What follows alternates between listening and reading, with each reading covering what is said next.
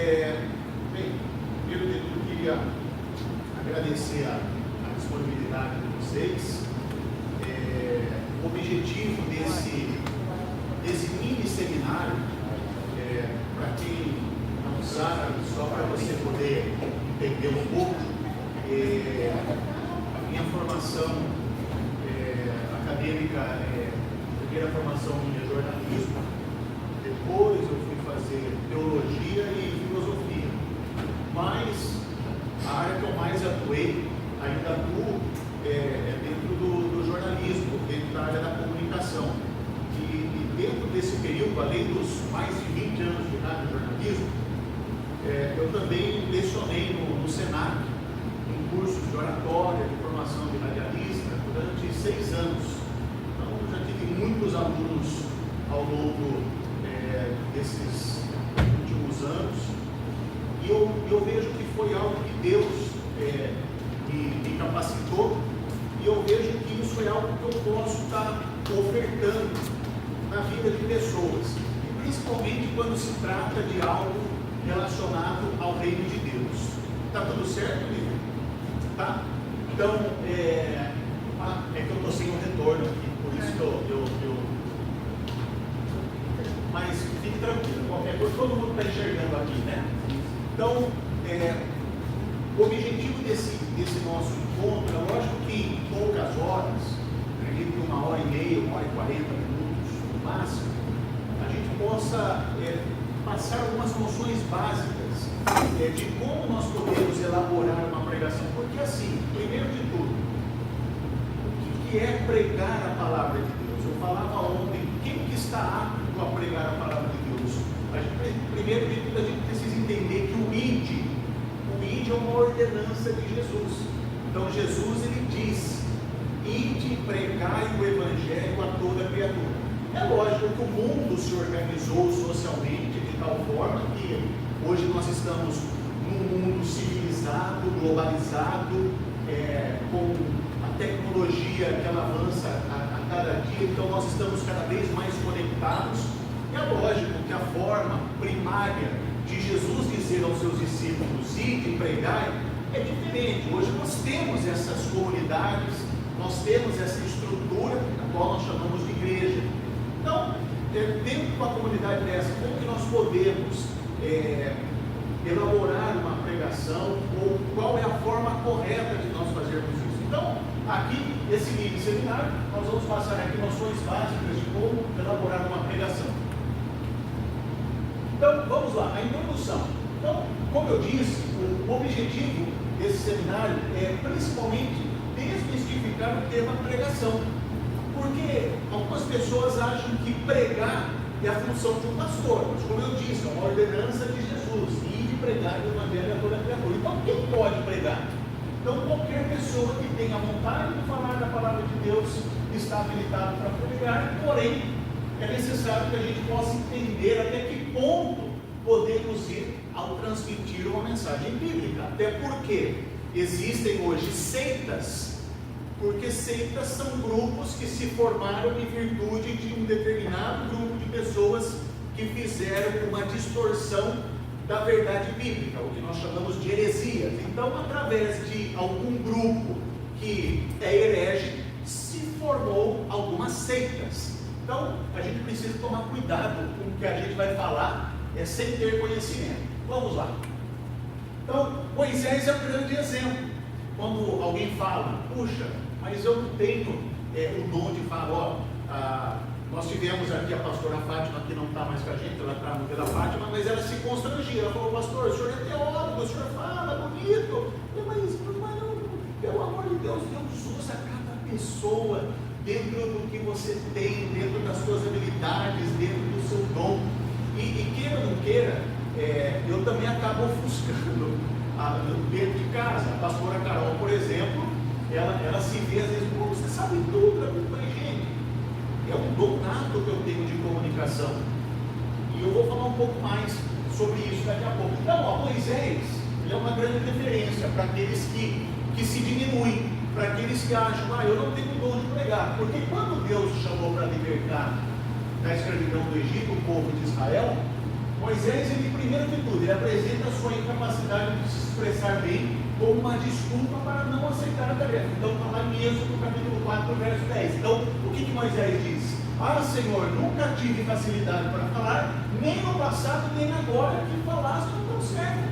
Tenho muita dificuldade para falar. Algumas pessoas, por curiosidade, até hoje a gente não sabe qual é essa dificuldade. Alguns dizem que ele era gago, outros dizem que ele tinha a língua presa. Mas enfim, mais uma coisa é fato, o texto diz que Moisés ele tinha dificuldade no falar. Então, o que eu preciso? O que você precisa para começar a pregar? O que você precisa saber? Então, como nós dissemos, todos nós que fomos alcançados pela graça, nós que entendemos que o reino de Deus é uma realidade acessível, nós estamos aptos a pregar, estamos aptos a falar de Jesus. Porém, algumas pessoas, como eu disse, possuem habilidades extras que podem ajudar. No meu caso, eu tenho o dom da comunicação. Meu pai foi jornalista, meu pai faleceu em 82, meu pai morreu, ele era repórter da Globo, meu pai já estava há mais de 15 anos no rádio, quando foi para São Paulo. Mas, enfim, eu herdei desse dom dele. Mas quantas pessoas que eu conheço que não têm o dom de comunicação e que são grandes oradores, que são pessoas que têm um poder de persuasão assim magnífico. Então, como eu disse, o dom não é um pré-requisito para levar uma mensagem bíblica. Então, o principal requisito para você levar uma mensagem bíblica é ter vontade de falar de Jesus e a sua obra em nossas vidas. Então, você tem essa vontade? Então, você está apto para você poder pregar. Vamos lá. Então, para nós podermos entender, porque nós estamos falando de elaborar uma pregação e de nós podermos falar, a gente precisa falar de uma autoridade que é Deus. Então, a gente precisa entender um pouco de níveis hierárquicos. Então, por exemplo, o meu objetivo principal aqui é fazer com que haja um estímulo de pessoas que frequentam a nossa igreja, que tenham essa vontade de se despertar de um dia falar, puxa, eu gostaria de trazer uma mensagem. Eu fico muito feliz. Eu sei que a Andréia já trouxe uma mensagem que era um pouco de mulheres. Eu sei que ela tem dom para isso. Então, aqui na Andréia, eu vejo o Rafael uma pessoa bem articulada, conversa bem. Já vejo aqui que tem uma... E o pastor Renato ainda falou no culto, eu falei, puxa, então está aqui a confirmação. Solange já trouxe estudo bíblico lá, aqui, acredito, mas no Jardim Elite. E eu acho que todos vocês aqui, que se interessaram em estarem aqui, poderão um dia, na minha ausência, porque às vezes eu posso ficar doente.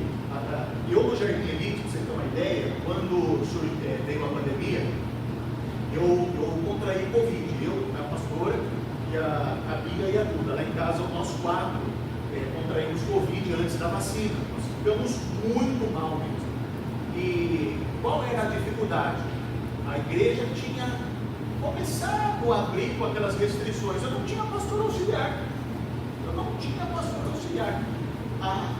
A sede que enviou obreiros, pastores auxiliares para pregar lá na nossa igreja. E o pastor César enviou músico para cantar, para fazer o louvor. Olha só.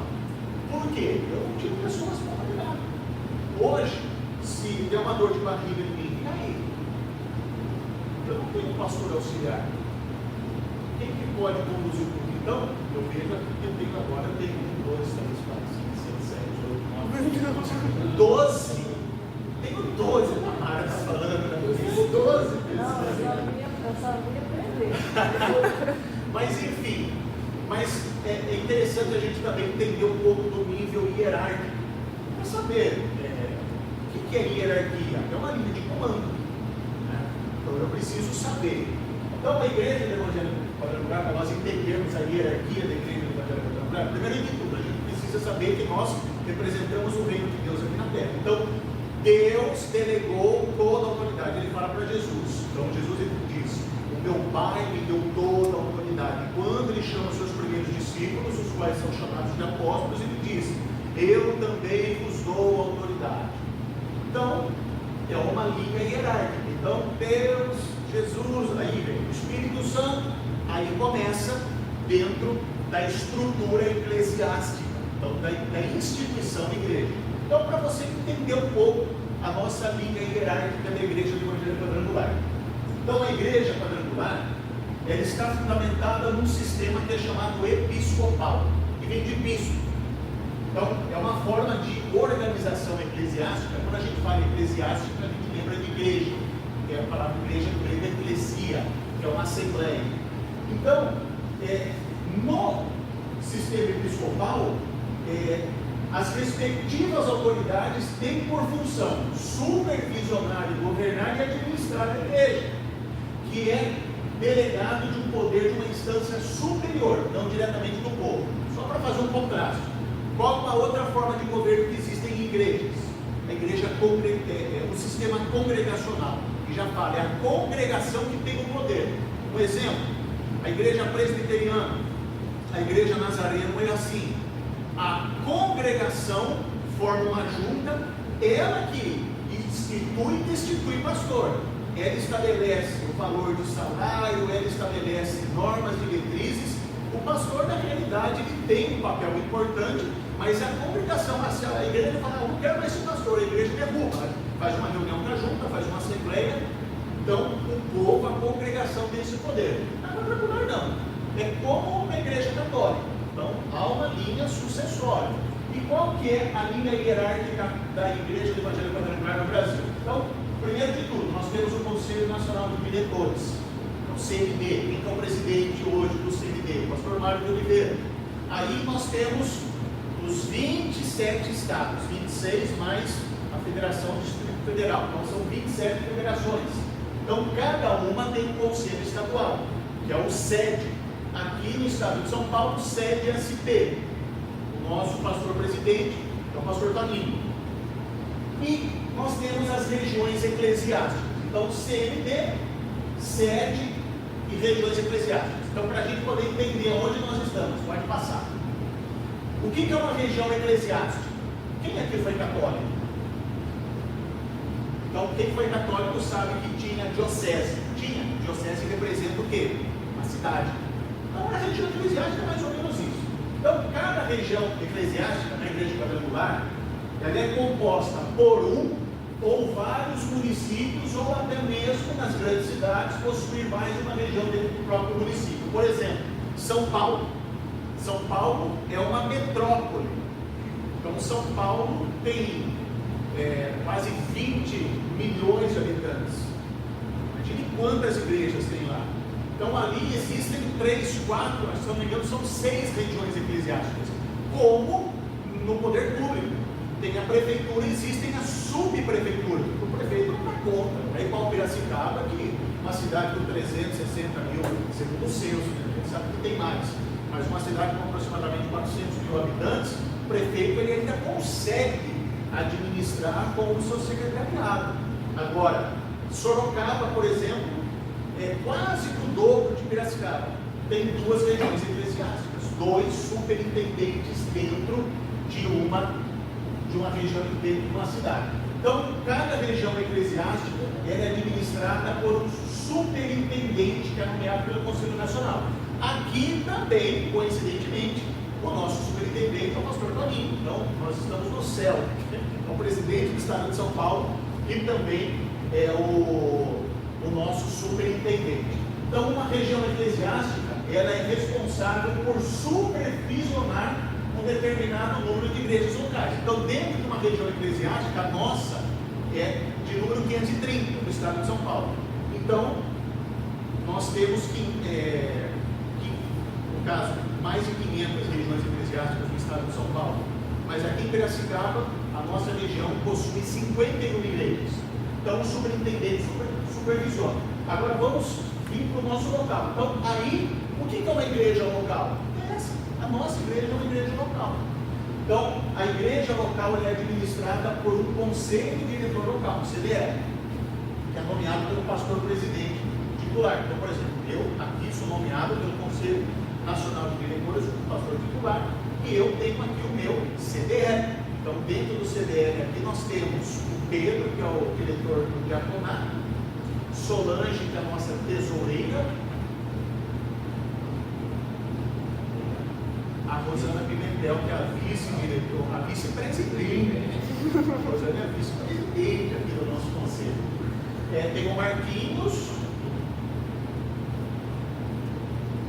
acho que é isso, é o Marquinhos, e secretária tem a Bina, que é minha filha, que é advogada, eu coloquei ela para representar as buchas, se tiver bucha, ela representa. Enfim, qual que é a hierarquia dentro de uma igreja local? Então a gente precisa saber, tá?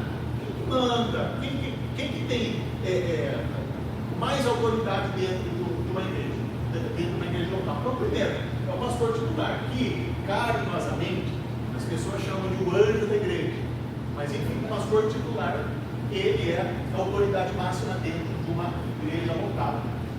Na minha ausência, quem manda? O diretor de diaconato. Não é o vice-presidente, não, é o diretor de diaconato. O diaconato tem um peso muito grande. Em algumas denominações, o diaconato ele é tão sério que ele é quase um co-pastor. Na igreja Bola de Neve, por exemplo, pastor, presbítero, diácono. O diaconato nosso, eles chamam de atalaia. Eles fazem um trabalho que o diaconato da quadrangular faz. Então você vê como que é a diferença. Então, na ausência do pastor titular, é o Pedro que manda aqui. É o Pedro, é o xerife. Na ausência do diretor do diaconato, aí é o vice-diretor, que é a Rosana Pimentel. Depois, são os diáconos. Então, vamos supor, Pedro, o pastor não está, Pedro não está, Rosana não está. Quem que é o diácono mais velho de tempo, de ministério? É o fulano. Então, a bucha está na sua mão. Converse com o fulano. Na ausência de qualquer diácono, não veio pastor, não veio ninguém do diaconato, é o líder de louvor. Não veio louvor, aí é a Kátia, que é a líder do departamento infantil. Aí não tem ninguém. Aí a liderança em geral. Quem está aí, quem que é o líder aí? Aí o pessoal escolhe aí no 2 ou 1. Então pode passar. Então, deu para entender o que é a hierarquia da igreja? A gente pode entender como que funciona a nossa instituição. Agora vamos começar a questão de como elaborar uma pregação. Alguém já ouviu falar de Charles Spurgeon? Alguém já ouviu falar? Ele é chamado o pai dos sermões. Spurgeon foi uma figura, um ícone das pregações, e ele viveu de 1834 a 1892, que tem como título Príncipe dos Pregadores. Então, duas frases de Charles Spurgeon. Abre aspas. Nada deveria ser o alvo do pregador a não ser a glória de Deus através da pregação do Evangelho da Salvação. Fecha aspas. Olha que simples. Sem dificultar. Nada deveria ser o alvo do pregador a não ser a glória de Deus através da pregação do Evangelho da Salvação. Segundo, pregue o Evangelho tendo em vista unicamente a glória de Deus. Ou então, segure as línguas. Não estou aqui para falar de mim, não estou aqui para falar do vizinho, não estou aqui para fomentar conteúdo. Estou aqui para falar de Deus, da glória de Deus. Então, vamos passar para o próximo slide. Então, o que é a arte de você pregar? Então, a arte de pregar é nada mais nada menos do que um campo da teologia que nós chamamos de homilética, homilia. Então, a pregação, todas as vezes que eu estou aqui, que a gente começa a pregar o Evangelho, o nome disso é homilia. É um termo mais usado para quem foi católico, é o padre que faz, mas o pastor faz. É a homilia. Agora, eu vou falar como profissional da área de comunicação. Primeiro passo para eu poder elaborar uma pregação. Primeiro, eu aprendi nos primeiros anos de faculdade, um professor chamado Davis, e ele falava assim, que nós pensamos de forma desenfreada. Quem aqui nunca teve uma entrevista, uma conversa importante, e você ficou ensaiando no seu pensamento, e na hora que você chegou, você não falou nada do que você ensaiou. Alguém já teve essa experiência? É normal, porque nós pensamos, os nossos pensamentos brotam, nascem, Terezinha, de forma desenfreada. O que um jornalista faz? Escreve. E o que é uma redação? É uma organização do pensamento. Então, quando eu coloco no papel o que eu estou pensando, eu estou organizando o meu pensamento. Começo, meio, fim.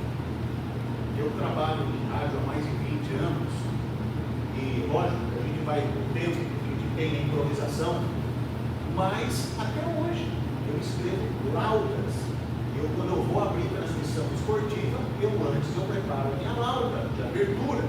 Então, geralmente eu transmito os jogos do 15, então eu trago estatísticas, campeonato, qual rodada, campanha até agora, falo do time principal que é o 15, depois eu dou uma ênfase no adversário, mas tudo no papel. Porque se eu querer falar de improviso, quando é que você sai? Eu tenho já uma experiência nisso. Não vou vergonha. Talvez eu fale alguma coisa que não era para falar. Quando eu organizo, é mais fácil. E para pregar, é importante o que nós chamamos de esboço. A gente precisa de um esboço para a gente se situar. Essa palavra de que o Espírito Santo usa, meu irmão, não funciona assim. O Espírito Santo usa, mas não é dessa forma. Não tem que querer espiritualizar, porque existem técnicas que foram aperfeiçoadas ao longo dos anos. Não é agora que alguém vai chegar e falar, não, deixa o Espírito usar. Infelizmente tem muitas igrejas, como a própria Congregação Cristã do Brasil, que o pessoal é avesso ao estudo, por isso que para nós é considerada uma seita também, das heresias que eles praticam dentro dessa igreja. Mas vamos entender um pouco o que é homilética. Lembra sempre de homilética, tá? Lembra de homilética. Então, o termo homilética, ele é do grego homilos, que significa multidão, assembleia do povo. Então derivou-se outro termo, a homilia, ou pequeno discurso, do verbo homileu, que é conversar. Então, o termo grego, homilia significa um discurso com a finalidade de convencer e agradar. Portanto, homilética significa a arte de pregar. Então, a arte de falar em público, ela não é algo recente. Ela nasceu na Grécia Antiga, como nome de retórica, e o cristianismo passou a usar essa arte como meio de pregação, que no século XVII passou a ser chamado de homilética. Na Grécia Antiga existia um grupo chamado sofistas. Inclusive, nas próprias cartas de Paulo, quando Paulo está pregando em Atenas, na Grécia, e Paulo se depara com os filósofos. Então, lá na Grécia Antiga, era o berço da filosofia. Então, nessa época, que é contemporânea de Jesus, o movimento intelectual muito forte eram os helenistas. Então, os helênicos, que eram da cultura grega. Então, eles tinham como os filósofos como base. Tinham grupos de sofistas que eles discursavam em praças públicas para convencer as pessoas a frequentarem as suas escolas filosóficas. Então, aquele que tinha o maior poder de argumentação, de persuasão, a pessoa, pum. Então, aí surgiu a questão da retórica e, posteriormente, a homilética, que o cristianismo usa dentro de uma organização religiosa, principalmente numa liturgia de culto. Pode passar para o próximo. Então, só para a gente poder entender algumas definições que envolvem essa matéria. Primeiro, é o discurso, é um conjunto de frases ordenadas, faladas em público. Segundo, a oratória, que é a arte de falar ao público. Então, primeiro, o discurso, que é um conjunto de frases ordenadas, faladas em público. Segundo, eu tenho a oratória. Terceiro, a pregação, que é o ato de pregar, que é o sermão, é o ato de anunciar uma notícia. Então, o que é uma pregação? É você anunciar uma notícia. E o que nós, porque a gente fala pregar o evangelho, anunciar as boas novas, as boas notícias. Evangelho significa boas notícias. Retórica é o conjunto de regras relativas à eloquência, a arte de falar bem. Então, a retórica, o que é? Quem aqui nunca viu, principalmente pastor bem pentecostal, do reteté, coloca o microfone e tem hora que começa a dar ênfase, tu que é o Senhor. Então, isso pessoa que ela dá ênfase. No rádio nós chamamos muito de entonação. Então, por exemplo, você não vai dar uma notícia, dois carros de vou falar normal, dois carros bateram ali na rua Santa Rita, depois de avançar para acabar. Então, na retórica você fala, dois veículos colidiram frontalmente após o primeiro veículo a ultrapassar a placa-par. O outro veículo veio na direção contrária, não avistou esse mesmo veículo e acabou colidindo. Enfim, é uma entonação, não é que você força a voz. É uma forma, então, dentro da retórica você tem isso. Que queira ou não queira, a gente dá muita eloquência. Quando nós estamos pregando em determinados momentos, você vai gritar. Até porque eu ouvi muito essa palavra quando não era crente, e depois que eu me converti, mais ainda, Deus não é surdo, né? Você precisa gritar. Mas tem momentos que é uma necessidade de uma eloquência. Isso faz parte até mesmo por dois motivos. Uma, porque tem hora que você percebe que o texto está mexendo com você e que você acaba tendo essa eloquência natural, e o outro que faz parte, por exemplo, você percebe que o público também está dormindo. Não vai chamar a atenção do público. Por que o povo está dormindo? E é aí que às vezes você pode dar ênfase em alguma coisa que o povo já dá uma despertada. Então, para quem gosta de falar em público, fazer isso daqui, pessoal, quem é vendedor, quem faz palestra, isso é muito importante, essa dica. E por último, o sermão, que é o discurso cristão falado no público. Então, todos esses pontos, eles estão dentro da homilética. Próximo. Então, vamos lá, vamos falar agora, então, como a gente vai elaborar o sermão, a pregação. Então, quais são as características de um bom sermão? Em primeiro lugar, tem que ter a unção. Por quê? O que é a unção? Então, todo sermão tem que ter uma inspiração divina.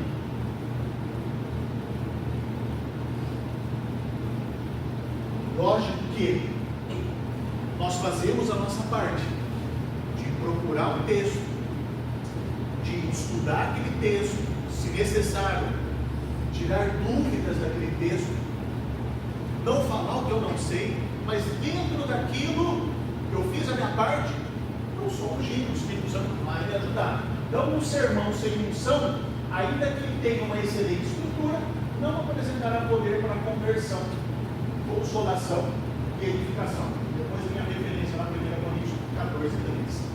E segundo, tem que ter a fidelidade textual. Então é importante, visto que os ouvintes estão atentos ao texto de referência ao texto escolhido. Há muitos pregadores que tomam um texto como referência e depois esquecem dele. Tinha um pastor auxiliar lá na igreja da Paulista, quando eu era membro ainda, e ele falava assim, porque lá no livro tal, não precisa abrir. Depois eu ia lá e ele falava tudo errado. Claudinei. Lembra do Claudinei? Ah, sim. Tem um problema lá na igreja depois. O Claudinei, que era da Universal, depois foi para lá da Paulista. E eu falei, nossa, então tem muitos pastores que fazem isso.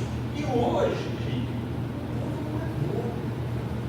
e eu não gosto de ser enganado, porque eu sou crítico, porque uma coisa acontece, quanto mais você lê, e quanto mais você tem entendimento de algo, você fica mais crítico. Não é que você critica, opa, mas você fala, eu assim, lógico, pelo amor de Deus, não é soberbo, mas é difícil você pegar um pregador, e quando eu estou sentado ouvindo, às vezes a gente conhecido fala, falou besteira. Por isso que a gente procura selecionar alguns pastores que eu tenho referência, que eu sei que não vão dar gato. Mas acontece às vezes de vir um ou outro que é indicado, enfim, mas tem que ter a fidelidade textual. Vamos lá. Terceira característica de um bom sermão, unidade. Então, todo sermão, ele tem que ter um objetivo a ser alcançado. Então, o seu conteúdo deve convergir para um único alvo. Há sermões que são uma colcha de retalho, uma verdadeira miscelânea de assuntos, ideias e ensinos. Então, tem que ter unidade. Não pode você pegar uma pregação e começar a falar de N assuntos. Por exemplo, dentro eu vou trazer uma pregação. Dentro da mesma pregação, eu vou falar sobre família, eu vou falar sobre saúde, eu vou falar sobre vida financeira, eu vou falar sobre fins dos tempos. Calma. Pega um texto e fala de um assunto, tem que ter unidade. Então, tudo bem, vai falar de família? Vai falar de pai, de esposa, de casamento, de filhos, porque está tudo dentro do mesmo assunto, então tem que haver unidade. E quarto, final, porque tudo tem um começo e tudo tem um final. O pregador deve ter em mente que o ouvinte está se alimentando espiritualmente. Um sermão bem terminado será muito produtivo ao ponto de despertar o desejo de querer ouvir mais. Então isso é o que eu falo muito. Eu participei muitos anos de uma escola filosófica na cidade de Piracicaba e palestrei muito nessa escola, a muitos lugares, eu levava palestras. Eu sempre falei, e às vezes eu ia em algumas palestras. Uma vez eu peguei um juiz, o tempo era fantástico, o começo estava lindo, porque ele falou 2 horas. Você começa a ficar cansativo, não sei o que eu não ouvi. Agora falo, toda vez que tem palestra desse juiz, eu passo longe, porque eu falei, pelo amor de Deus, ficar 2 horas no mínimo ali, preso, ali ouvindo essa pessoa. Então você tem que falar rápido e objetivo. Passou de 35 minutos, hoje não assimila mais. Veja os cultos nossos. Mas por que eu faço um culto rápido? A nossa realidade é diferente. Eu às vezes vou pregar lá no litoral, e lá o culto às vezes tem 3 horas de duração. Uma cidade enorme, 10 mil habitantes. O que o povo vai fazer? Vamos acordar tarde, vamos estar nem aí, vai curtir uma praia. Às vezes eu conhecia o povo do Júlio, conheceu o povo lá. Os caras estavam trabalhando, estava 6 horas, 4 horas da tarde, mudou o vento e está com onda boa. Pararam no serviço, precisou surfar. Meu Deus do céu. A nossa realidade é outra, porque ninguém vai surfar no Rio Piracicaba, né? Não tem nem como. A realidade é outra, o nosso mundo, todo mundo acorda cedo, a rotina às vezes toma 2, 3 anos para ir para o trabalho, então é atividade. Então, por isso que eu penso nas pessoas. 1 hora de culto está bem cultuado, né? Não é a quantidade, é a intensidade. 2 louvores, uma pregação rápida, objetiva, oração final. Isso. Tchau. Dá vontade de você voltar, né? Mas a pessoa fala, nossa, você está cansado. O pastor demora 2, 3 horas para terminar o culto. Hoje eu não vou. Então, tem que ter final. Vamos lá. Então, 3 perguntas básicas para o meu sermão. Então, você que vai elaborar o sermão, você tem que fazer essas perguntas para si mesmo. Primeiro, o que eu quero que eles entendam? O público, os ouvintes que vão te ouvir. Segundo, o que eu quero que eles sintam?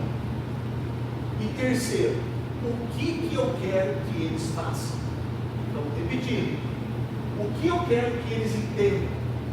Segundo, o que eu quero que eles sintam? E terceiro, o que eu quero que eles façam? Pode passar?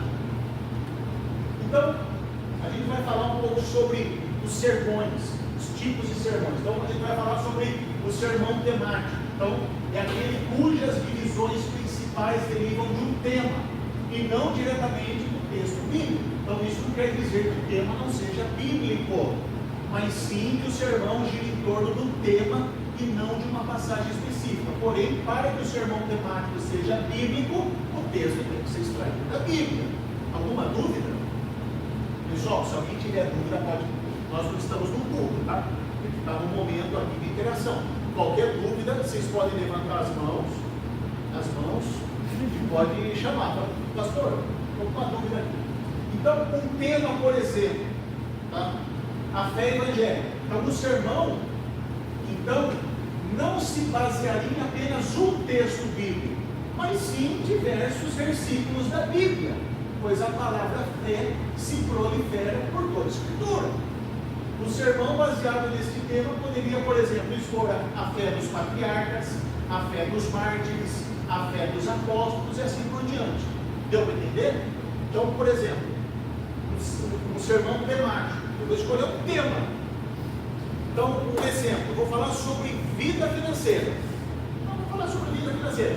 Eu não vou pegar, por exemplo, Malaquias.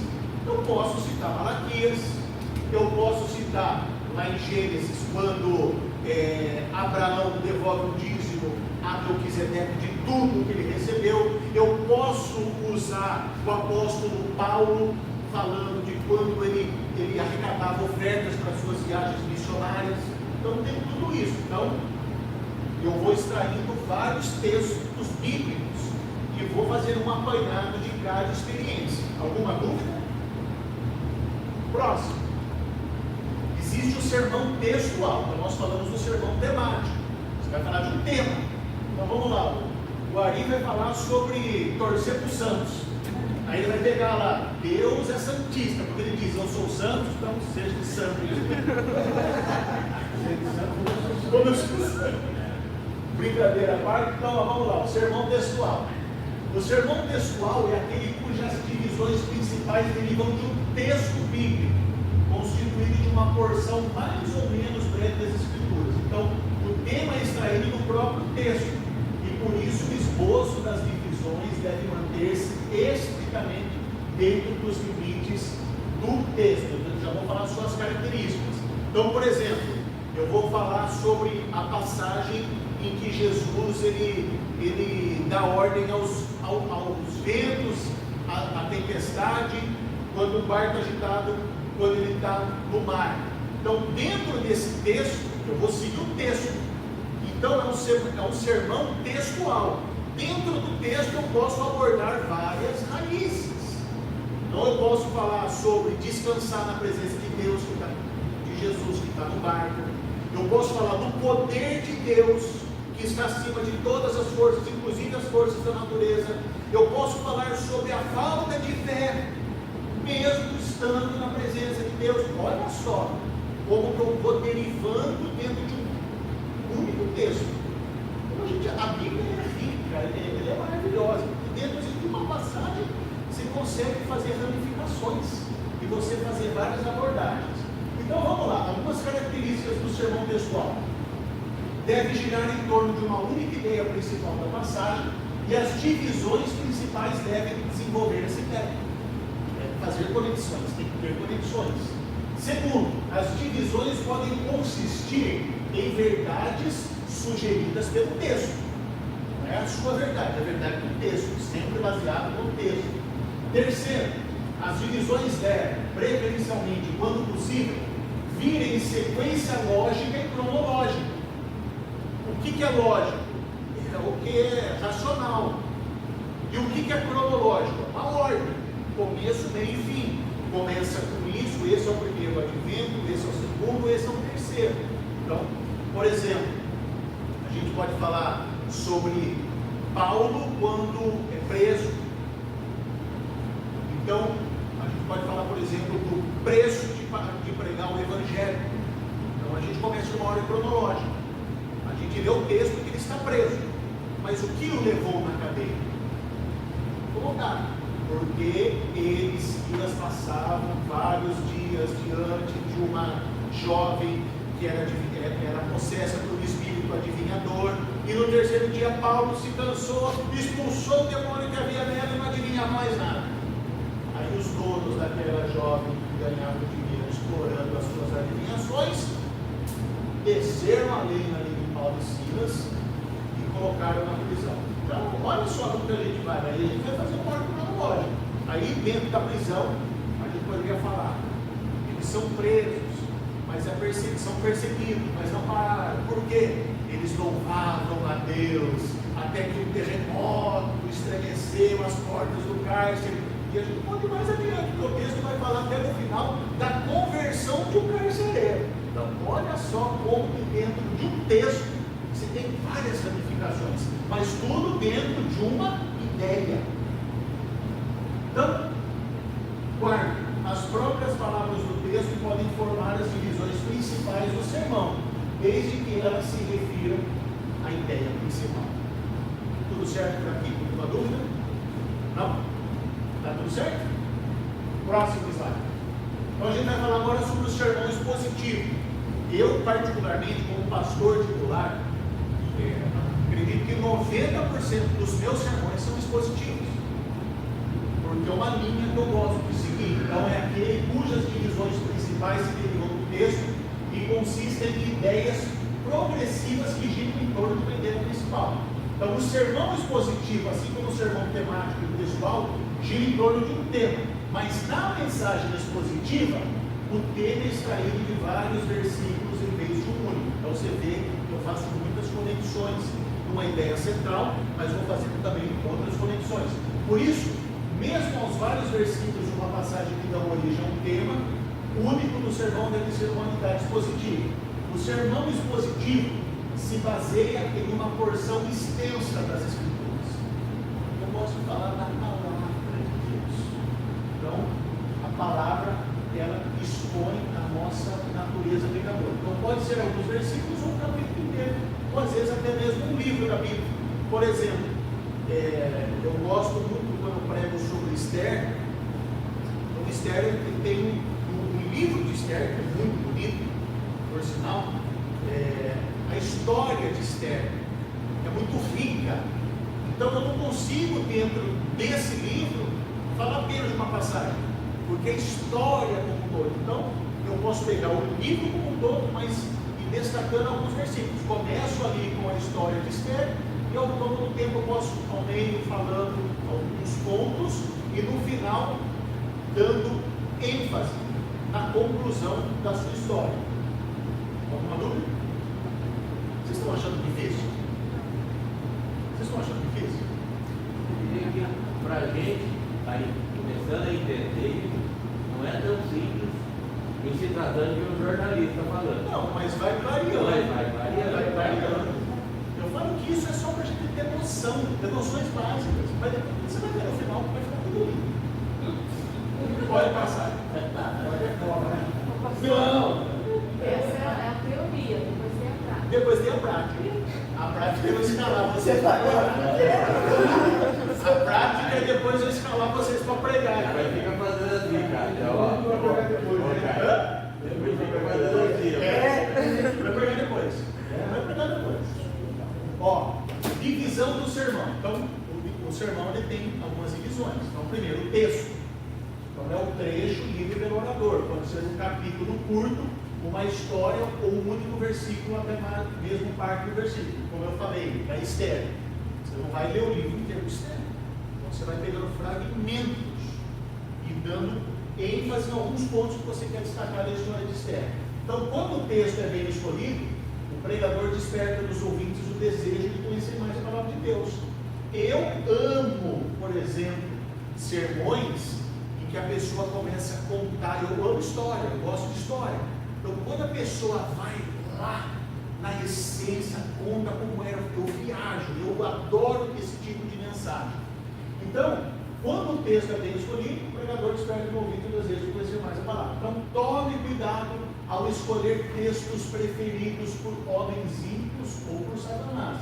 Então, escolha textos que tragam estímulo, lição, e evite textos que provoquem repugnância, gracejos, ou que descrevem cenas da vida sexual. Ó, isso aqui, como pastor, tem um monte de assunto polêmico. A gente não está em culto aqui. Por exemplo, eu dificilmente falo sobre homossexualidade dentro de culto. Para que ser polêmico? Você não sabe que tem gays que frequentam a nossa igreja. Esses aqui continuam frequentando no jardim, frequentam aqui, porque são bem acolhidos. Agora, eu tenho a minha opinião baseada nas Sagradas Escrituras e eu não vou proferir isso no público. Isso aqui é questão de aconselhamento pastoral. Já foi o tempo, igual outro dia eu vi no YouTube uma velha falando, porque as mulheres safadas vai colocar cílios, se depila toda, mas também quem vai criar uma velha feia daquela, gente? É uma amada. Pelo amor de Deus, não. Mulher tem que se enfeitar mesmo. O meu pastor falava, quem que vai querer dormir com uma mulher do lado com a camisa do vereador? Então, hoje não pode mais, né? Mas quando tinha campanha política, ele podia a camisa do vereador, né? Ah, Deus o livre, não tem nem condição, né? Então, enfim, você não vai chegar aqui, vir aqui e começar começar, não, por exemplo, tatuagem. Gente, eu falei domingo aqui, eu lá no Jardim Líder, eu já cheguei a ter 4 tatuadores dentro da igreja. Tutão, Anjos, o Robson do Anjos Tatu, o Luciano, que faleceu, Luciano Silva, e também o Adriano Ferrari. 4. Eu sou cheio de tatuagem, gente. Eu só não vou mostrar minha costa, porque minha costa é quase fechada.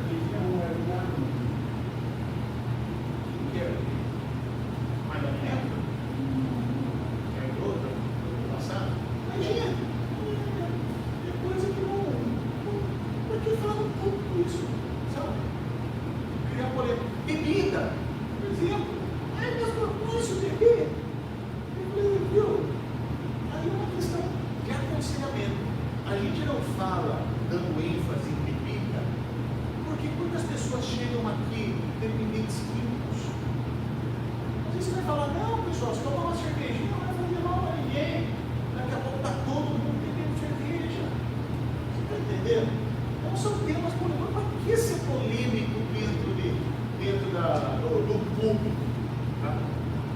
Pastor, pode beber cerveja? Me acompanhe, me procure para aconselhamentos pastorais. Tá? É coisa que eu não gosto de estar falando, acho que até um pouco antiético, em cada caso é um caso. Né?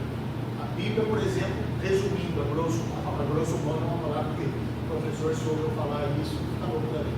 Mas, como todo mundo diz, a grosso modo, a Bíblia ela não condena o ato de beber, condena a embriaguez, os excessos, né? Enfim, vai. Então vamos lá. Segundo tema é o fundamento da estrutura do sermão. Você tem que pensar, o que eu vou falar?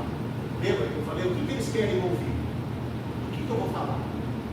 Vou falar sobre a criação, eu vou falar sobre amor, eu vou falar sobre perdão, eu vou falar sobre paternidade, eu vou falar sobre rejeição, eu vou falar sobre. Você tem N textos que eu posso usar. Então, todo o desenvolvimento deve estar alicerçado no tema. Então, ele arruma o sermão e delineia o caminho para não fugir do assunto, porque mantém a unidade ao sermão. Próximo. Introdução. É o início da pregação. Então, o ideal é que a introdução seja algo que prenda logo de cara a atenção dos ouvintes, despertando assim, interesse para o restante da mensagem. Pode até começar com uma ilustração, um relato interessante, porém sempre ligado ao tema do sermão. Eu gosto muito, inclusive, eu gosto muito de trazer às vezes frases de pensadores, de músicas. Eu gosto de fazer provocações. Eu acho que a gente trabalha quando nós somos provocados, porque às vezes você vem aqui para ouvir mais do mesmo, mas quando às vezes você falou, onde que esse cara vai chegar? Eu falo muito do show que faleceu, meu amigo, que era genro do pastor Renato e da pastora Mônica. A primeira vez que eu ouvi o show pregar foi na Bola de Neve, eu conheci ele ali, lá na Ilha Comprida, estava passando férias na Ilha Comprida, no culto de domingo, eu fui cultuar, aí eu vi a igreja aberta, falei, eu vou cultuar na Bola de Neve. Aí ele chegou lá, doidão, ele começou a falar sobre filme solar. Ele começou a dar exemplo do filme solar. Onde esse maluco vai? Porque ele perdeu a atenção. A introdução. Depois ele fez uma analogia do filtro solar, que é a proteção contra os raios ultravioletas, do Espírito Santo na nossa vida. Gente, que pregação dele, ele puxou no coração ali. Olha só que loucura. Então, você pode começar com uma ilustração. Eu gosto de citar frases de filósofos, pensadores, de músicas, para a gente às vezes ver onde vai chegar. Então, um outro recurso muito bom é começar com uma pergunta para o auditório. Faço muito isso. Faço você se questionar, cuja resposta será dada pelo pregador durante a mensagem. Então, se for uma pergunta interessante, a atenção do povo estará garantida até o final do sermão. Então, a introdução produz a primeira impressão dos ouvintes. E essa deve ser boa. Não é aconselhável ultrapassar os 5 minutos, como eu disse, um tempo médio de pregação de 35 objetivo ao máximo. Passou disso, já fica chato. Vamos lá. Agora tem um corpo. Então, você vai elaborar uma pregação, você vai escolher o tema, você vai escolher o versículo, você vai começar a colocar no papel a sua introdução. Aí vai ter um corpo, que é a parte central do sermão. É o mesmo que o desenvolvimento do sermão. Então, o corpo é a sequência das divisões do sermão e pode ter várias divisões e ainda conter subdivisões. Quanto mais divisões, mais complexo ficará o sermão. Portanto, evite os excessos e saiba mensurar o tempo de cada tópico. Deve chamar a consciência dos ouvintes para colocar em prática os argumentos expostos. Eu gosto muito, dentro dos textos, de trazer pontos. O que essa passagem nos ensina? Ao menos 3 ou 4 coisas. Então, primeiro, são esses tipos de pontos que nós podemos colocar. Então, o pregador deve saber colocar em ordem as divisões, ou seja, os pontos que vão ser incluídos na mensagem. Geralmente convém ordenar os pontos a fim de que aumentem em força a atingir o clímax. É o ponto central da pregação. Então você vai construir para que o final tem que ser o quê? A cereja do bolo. A final da pregação tem que ser a cereja do bolo. É quando você está contando a história. Um exemplo, tá? Eu vou fugir da Bíblia. Você está ali, o Rocky Balboa está apanhando, está quase sendo nocauteado. E agora? Mas no final o Rocky Balboa ganha. No final é a vitória. Então, é isso que a gente precisa entender. Você vai desenvolvendo, mas no final tem que ter o quê? A bênção de Deus é o que vai fazer você sair daqui entusiasmado, alimentado, esperançoso de que é Deus que está no controle. Né? E essa é uma regra geral que pode ser aplicada a todos os pontos de ensinamento. Vamos lá. E por último, a conclusão. A conclusão é o fechamento do sermão e deve ser bem feito. Então, o sermão, com encerramento abrupto, ele é desaconselhado. A conclusão deve ser breve e objetiva. É um resumo do sermão, uma recapitulação e reafirmação dos argumentos apresentados. Então, durante a conclusão, pode ser efetuado um convite de acordo com a mensagem transmitida. Observação, tome cuidado com apelos apelativos. E o pessoal, quem veio do Jardim Olímpico, que já está há mais tempo, eu sou contra. Mas teologicamente, eu tenho uma visão teológica que vou dar só uma pinceladinha, um gostinho de teologia para vocês. Eu sou monergista. Existe o monergismo e o sinergismo. O que é o monergismo? É aquela corrente teológica que acredita que nós não temos participação na salvação. Deus te escolheu. O sinergista acredita que você tem participação. Eu aceito Jesus, mas teologicamente não há fundamento para o sinergismo. Então, esse negócio de apelo, eu acho que é muito apelativo. Eu acho que é você mexer muito com o emocional da pessoa. Vem aqui para frente de vocês, vem todo mundo aqui para frente. Você que quer aceitar Jesus. Se um dia alguém fizer, o pastor vai ficar bravo. Não, eu acho que é válido também. Mas eu não faço.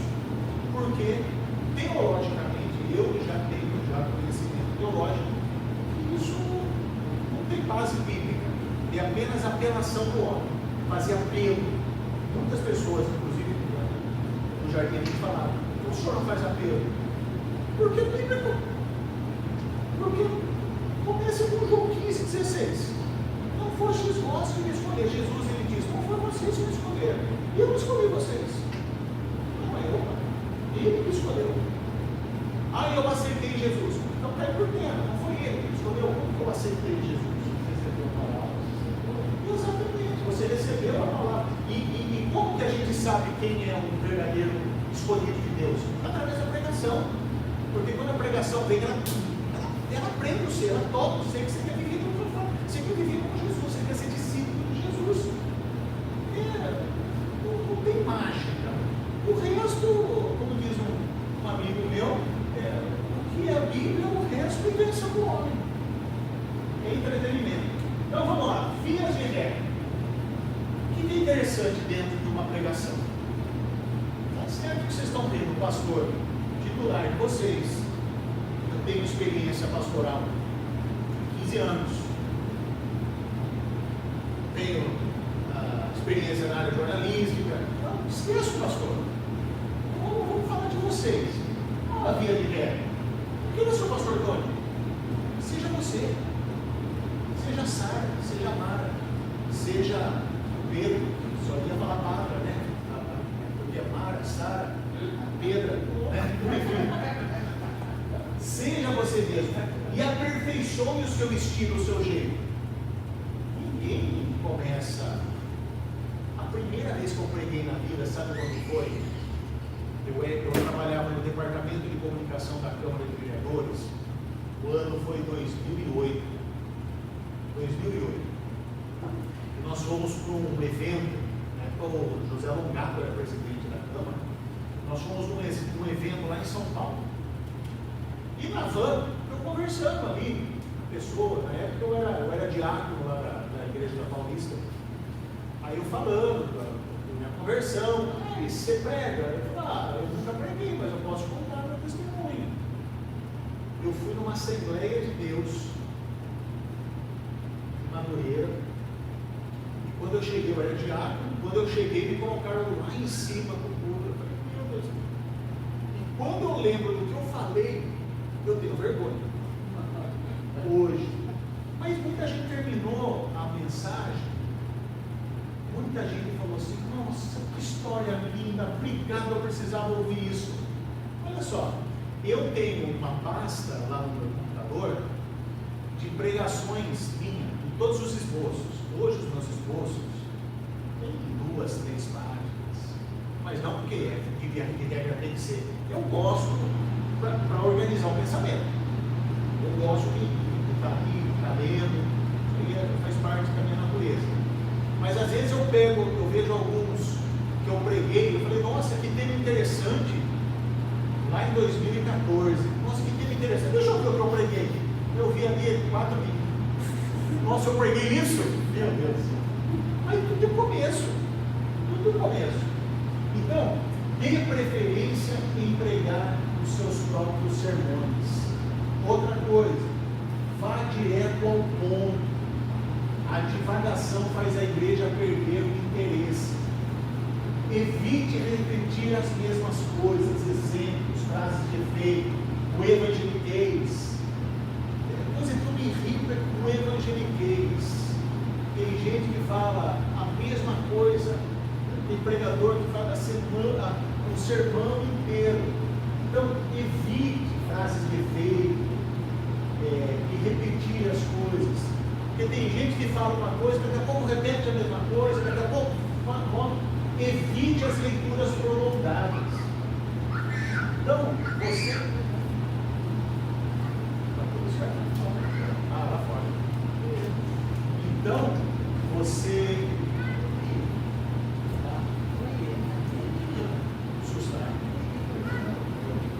Então, às vezes você não vai pegar um texto grande e você ficar aqui, porque leva-se um tempo para você fazer leitura, né?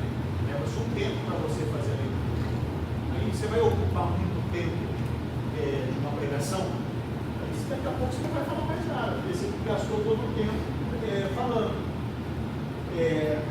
Fale para fora, de forma clara e audível. Não, você tem que falar para fora.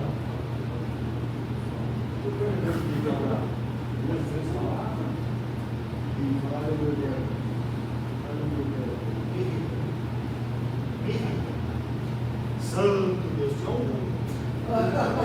fui abençoado lá na igreja lá. Santo Deus, só falava isso, me irritava, do combativo, santo Deus.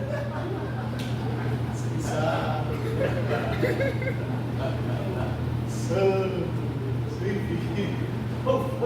Esse negócio de glória a Deus, aleluia. Por que não sei glória a Deus, aleluia? E as coisas ficam falando, porque glória a Deus, aleluia. Meu Deus do céu. Tem que tomar cuidado com isso. E como eu disse, evite temas e assuntos polêmicos. Gente, a gente pode falar sobre amor, a gente pode falar sobre perdão, a gente pode falar sobre reconciliação. Quem aqui nunca passou? São experiências que nós passamos. A pregação é nada mais, nada menos do que as nossas experiências com Deus. Por isso que eu falo que não é uma pregar, você não precisa ser teólogo para pregar. Quem aqui nunca teve um desentendimento com um filho, com um pai, com um irmão? Quem aqui já teve? Mas quem aqui depois, sendo cristão, quebrou o orgulho e foi lá pedir perdão? Teve alguém que já fez isso? Mas por quê? Porque você conhece a palavra. É uma experiência de Deus que você pode pegar. Você vai usar, por exemplo, então você vai falar de um tema de reconciliação. Quem que você pode usar de exemplo? Você pode usar o exemplo de Paulo, que brigou com Pedro, e depois de tantos anos ele volta para Jerusalém. Então você pode falar sobre reconciliação. E no final, você conta um breve exemplo seu, você vai dar um testemunho. Você pode falar. Então, são experiências. Né? Vamos lá, próximo. Cuidado com o excesso de exemplos. Você usar um ou outro exemplo, tudo bem. Em usar pessoas para exemplificar um fato. Às vezes eu uso alguns casos, né, não dou nome. Santo Deus, né? Mas eu não estou brincando. Só o sogro, né? Só o velho, só que eu uso aqui. Coitado, o velho tá. E demorar-se nas ilustrações. Ilustração é coisa rápida. Você pode trazer, por exemplo, uma historinha que você aprendeu que vai fazer sentido. Eu contei esses dias da velhinha que o vizinho foi lá e fez uma compra, e no final, quando Deus manda, até o diabo obedece. Então, você vai contar uma historinha rápida, geralmente no final. Na colocação das palavras, cuidado na colocação das palavras, cuidado de você falar alguma coisa. Já aconteceu às vezes de pessoa falar, às vezes soltar um palavrão sem querer, né? Então, cuidado. Cuidado com os famosos parênteses, com as indiretas. Gente do céu, a gente tem que tomar muito cuidado com indireta. Às vezes a gente pode usar o público para dar indireta dos outros. Cuidado com a leitura mal feita. Se você tem dificuldade de leitura, nem leitura vai colocar no papel, coloque ali, time do jogo 20, 18 tá bom, 16. Mas faça uma leitura de acordo. Treine a leitura. E cuidado em não se preparar previamente, devidamente. Então você tem, por exemplo, você vai trazer uma pregação, você tem que ler o texto. Ai, que legal, que bacana, que aconteceu. Eu vou procurar mais materiais que possam me dar sustentação para essa pregação. Então existem instrumentos que você pode usar, recursos que você pode usar para você elaborar uma pregação. O que você pode usar? Eu gosto, o que eu tenho, que você pode comprar. Lógico, eu tenho um manual de teologia sistemática, mas enfim, o dicionário bíblico. O que é um dicionário bíblico?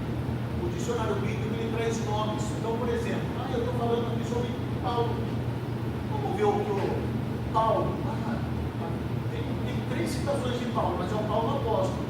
Ele dá ali algumas informações complementares sobre Paulo. Cidades, às vezes, o que é Decápolis? E você vai lá dentro. Então, o dicionário bíblico ele é um material de apoio, que pode dar um suporte para implementar. Bíblias de estudo, mas cuidado também com as Bíblias de estudo. Por exemplo, existem Bíblias temáticas, que não são Bíblias de estudo. Bíblia do papai, Bíblia da mamãe, são Bíblias temáticas. Bíblia da mulher, são Bíblias temáticas, não de estudo. Vai ter um rodapé ali. Eu aconselho você, se você gosta de ter uma Bíblia para estudo, a Bíblia de Genebra. Bíblia de Genebra. Ela traz ali, ela é mais fiel ao original e ela inclusive tem os estudos que são fiéis dentro do que é histórico mesmo. Tá? Então, a Bíblia de Genebra é a Bíblia que eu uso. Então é muito importante. Mais uma vez, cuidado, respeite o horário estabelecido pelo seu pastor. Você vai pregar aqui na minha ausência. Você tem 35 minutos para falar, não fale 36, 40. Seja objetivo. Se quiser surpreender seu pastor, não faça surpresas. Cuidado com surpresas.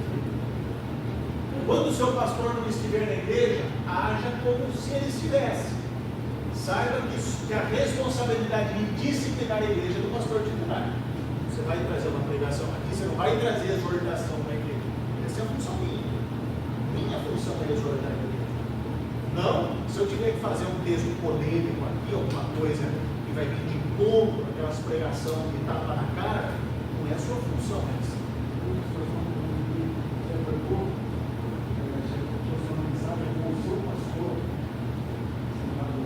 Já. Eu fiquei constrangido. Você fica constrangido, é normal isso. É normal. Queira ou não queira, você quer mostrar, ao mesmo tempo que você quer mostrar que você está indo bem, só que quando você está querendo mostrar que você está ficando totalmente constrangido. Então, eu, por exemplo, quando eu dou oportunidade para as pessoas, é lógico, no começo, enquanto a pessoa não tiver total confiança, eu prefiro que seja na minha ausência, porque você vai ficar mais à vontade. Por isso que o objetivo meu de formar empregadores é que justamente quando eu tiver que sair, eu tenho algumas pessoas aqui que podem pregar. Entendeu? Hoje uma vida legal, por exemplo, eu realmente eu consigo conciliar minhas férias de 10 de janeiro a dia 20. Esse ano eu consegui. Dia 10 ao dia 21 de janeiro. Está viajando. Então, vai ter que ver quanto escudo a gente vai ter, só para você ter uma ideia. Ó, a gente vai ter aqui, ó, dezembro, janeiro. Então, ó, do dia 10 ao dia 20. Vai ter no dia 11, no dia 14 e no dia 18. 3 cultos. Na verdade, 4, porque domingo são 2. Eu vou pregar aqui, ó. Eu estou tranquilo. Vou viajar cidade. Eu já estou ninguém fora. Jamais se preparando aí. Ó, pergunte ao seu pastor sobre o seu desempenho na mensagem. Não é bom você perguntar. Mas o senhor não vai estar presente? Mas você pensa que o pessoal não fala. Você pensa que não tem os passarinhos que vêm depois. Eu agradeço os passarinhos. Nunca, em hipótese alguma, diga que não está preparado ou que foi pego de surpresa. Já vai preparando. Eu sei que a Sara está já fazendo um estudo. A Sara já está fazendo um estudo. Ela já tirou dúvida comigo algumas vezes. Então eu sei que ela vai aperfeiçoar o estudo dela. Ela já tem uma prova para pegar aqui. Tá? Vamos lá. Próximo. Considerações finais. Então essas técnicas ajudarão você a melhorar as suas pregações, mas para começar você precisa saber o seguinte: você não é nada. E como reconheceu isso? Jesus entrando na sua vida. Hoje muita coisa mudou na sua vida. Por quê? Resultado da sua comunhão com o Espírito Santo. Quando você está com algum problema, é a Ele a quem você socorre. Então, se você concorda com essas 3 afirmações, só aqui já temos temas para trabalhar em algumas mensagens. Mas como que é simples? São as suas experiências. E acabou? Alguma dúvida?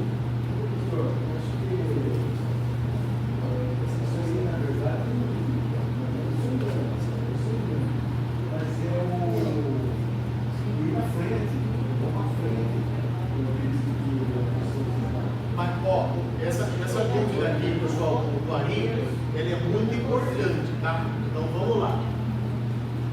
É normal, quando você vem à frente, você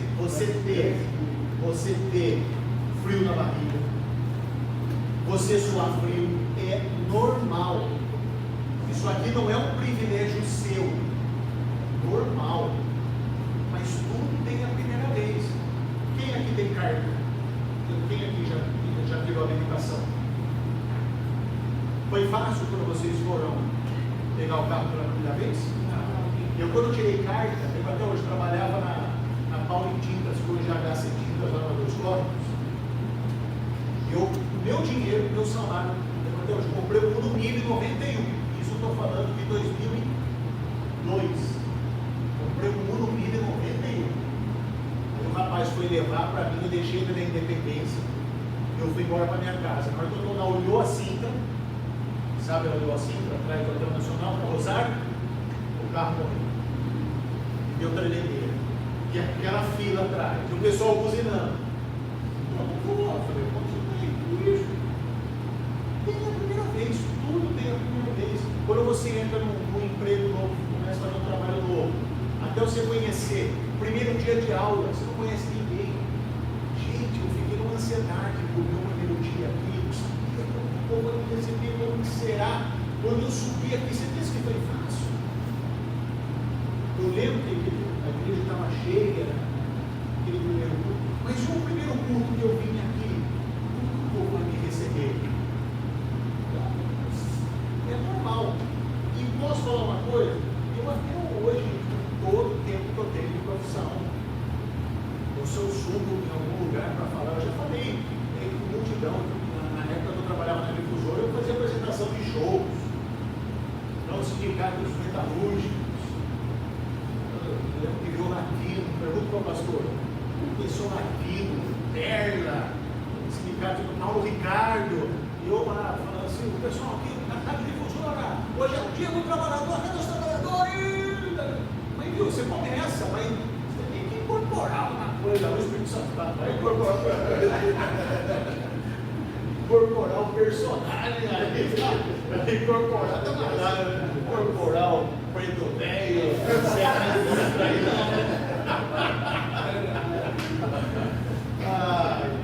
mas vamos lá, ó, coisa simples.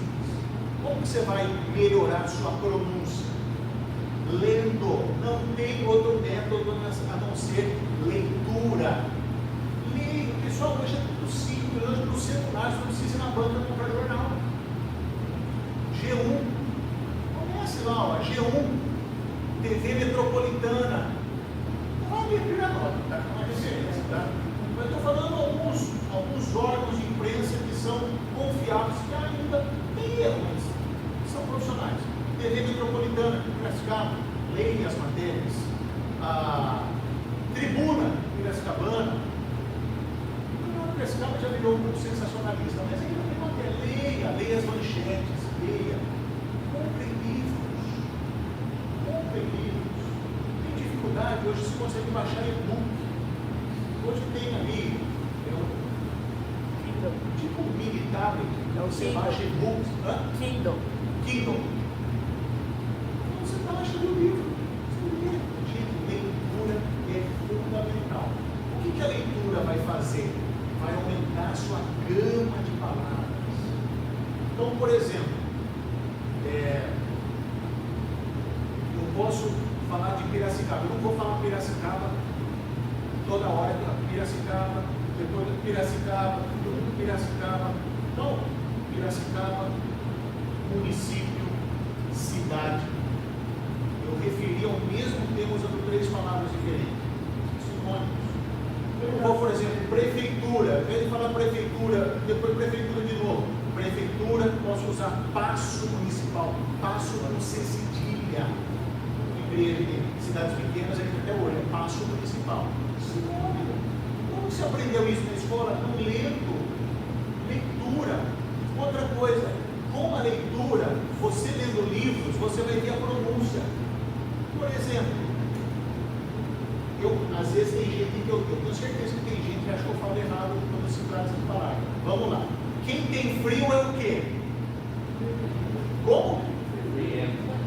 Ó, friento, friolento. Sabe qual é o correto? Friolento.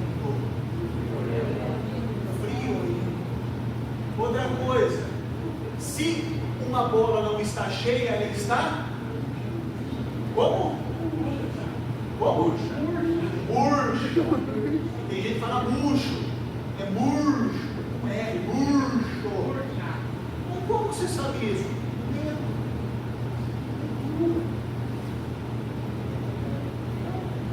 Você vai aprendendo algumas coisas. Então, a leitura ela vai te dando possibilidade de você poder falar cada vez mais de uma forma, de uma maneira formal. Então, a gente vai aprender. Por exemplo, quando é 12h30, na hora do almoço, qual é a palavra correta? você? É meio-dia e meia hora. É meio-dia e meio. É meio-dia e meia hora. Então, onde ele fala meio-dia e meio? Que horas são meio-dia e meio? Meio o quê? É meio-dia e meia hora. 12h30. Como que você aprendeu isso? Lendo. Leitura. Não tem fórmula mágica. É ler. E o que você faz com a Bíblia? A Bíblia você lê. Então, quando você vai lendo, por exemplo, algumas palavras que surgem, circunciso, meu Deus, o que é isso? Beneplácito, o que é isso? Gasofilácio, umas palavras, concupiscências. E aí que você vai procurando o pai dos burros, né? O dicionário. E hoje na internet tem o dicio. Coloca lá a definição da palavra tum. Vai estar lá, substantivo, masculino, tal, verbo, transitivo, gente, é o básico do básico. Então, isso é para aperfeiçoar. Mas eu não tenho. Comece, gente, como eu falei aqui, ó. Vocês gravaram esses slides? Comece, depois aperfeiçoe. É assim que funciona. Então, são noções básicas, é um mini seminário, mas eu acredito que, se vocês pegarem essa ideia, e se vocês têm essa paixão por aquilo que Jesus está fazendo na sua vida, ou aquilo que Ele está mostrando, se revelando na sua vida, é o que você mais precisa para você poder falar da palavra de Deus. E para você colocar isso, esse sentimento, é você elaborar no esboço, colocar no papel. Deixa Deus usar, faz a sua parte que Deus vai fazer. Alguma dúvida? Eu só ia perguntar para o senhor falou a respeito da saudação. Saudação? O pessoal às vezes faz paz do Senhor. Isso é interessante.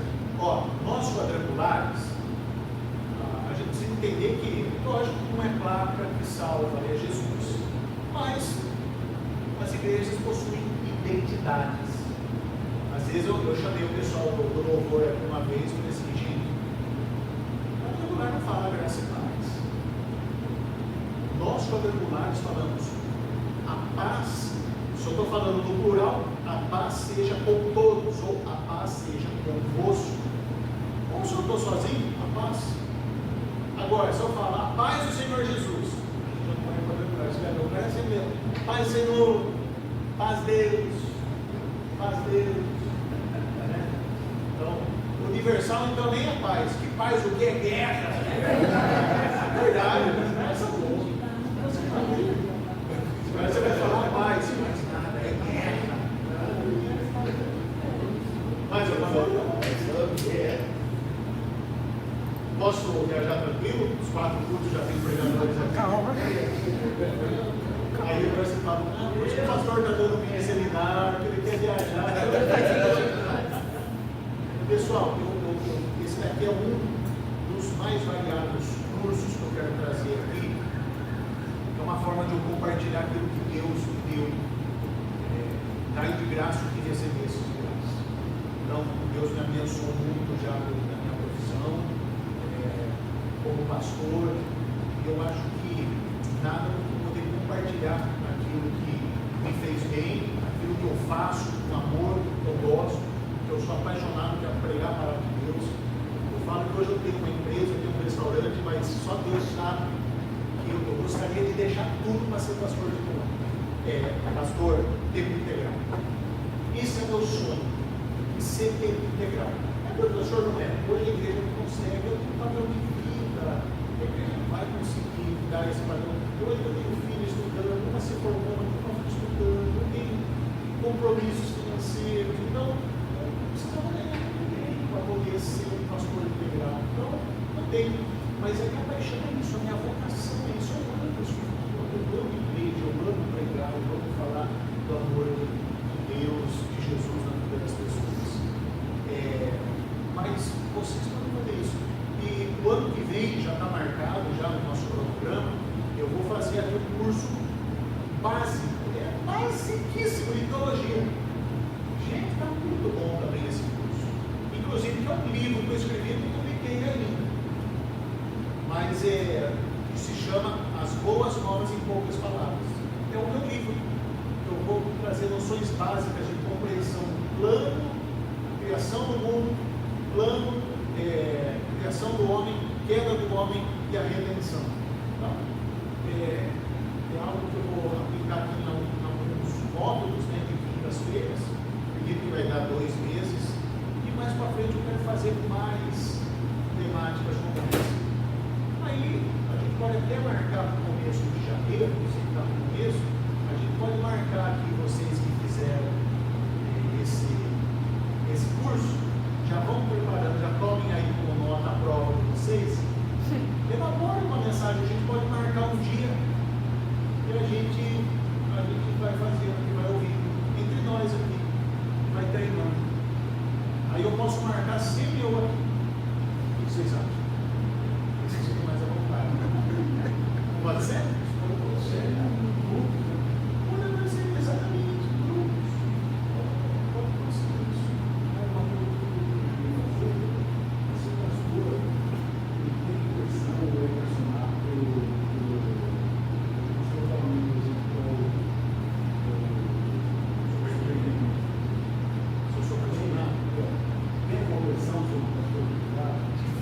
de forma, só para vocês terem uma ideia, eu demorei porque a gente foi convocado no meio de 1 hora, né? E a gente estava até com